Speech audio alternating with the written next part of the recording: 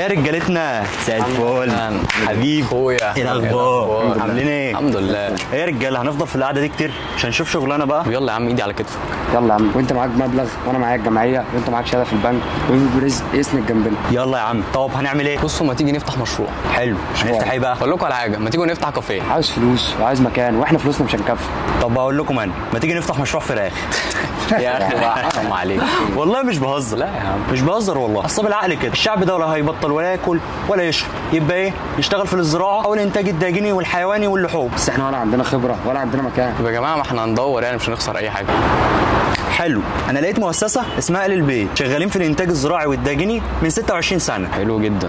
وكمان عندهم مزارع في محافظات كتير. ده بصوا، ده كمان في حاجه اسمها عندهم مدينه التنميه الذاتيه، مدينه زراعيه صناعيه تجاريه شامله فيها جميع مشروعات الانتاج الداجني والحيواني، المصنع والمناحل والارض الزراعيه. ده كمان غير ان ليها 3 مراحل، اول مرحله في المروطيه والثانيه في الجميزه الغربيه والثالثه في المنيا ابو القاس. لا، وكمان ممكن يعلمونا ازاي ننشئ مشاريعنا بعد فتره. حلو قوي ده، جامد. كمان عندهم اكتر من 23 مشروع. على فكره ده مكانهم قريب قوي، ده في الونقه الطميه مع عمار المرشدي، كومباوند السكني ان 122. طب حلو. طب ما يلا بينا. يلا بينا.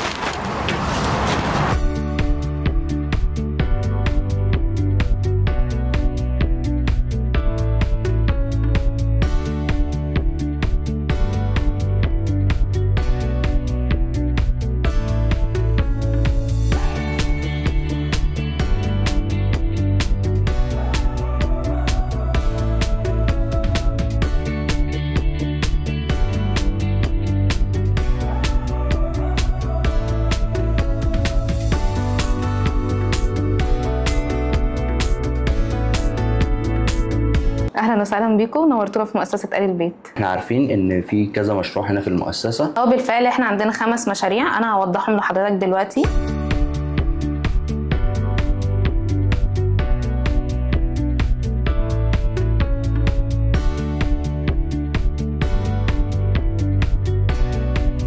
معلش، كنت عايز اسال على حاجه، كنت عايز اعرف هو مده التعاقد قد ايه؟ هي التعاقد عندنا مدته بتكون سنه، بس لازم حضرتك تبلغنا قبلها بشهرين قبل التخرج. ايه هو بند ال 5%؟ يعني 5% ده بتبقى صيانه لخط الانتاج بتاع حضرتك، تمام؟ ودي بناخدها بسبب مثلا تحليه محطات تحليه الميه، الكهرباء، الحراسه، الكاميرات. ولو حبيت اتخرج قبل نهايه المده، ايه الاجراءات اللي بتتم؟ هي لازم حضرتك التخرج بيكون بعد 6 شهور، قبل 6 شهور بيتخصم 20% من المبلغ بتاع حضرتك. دي العقود معانا، ممكن برضو حضرتك تطلع عليها.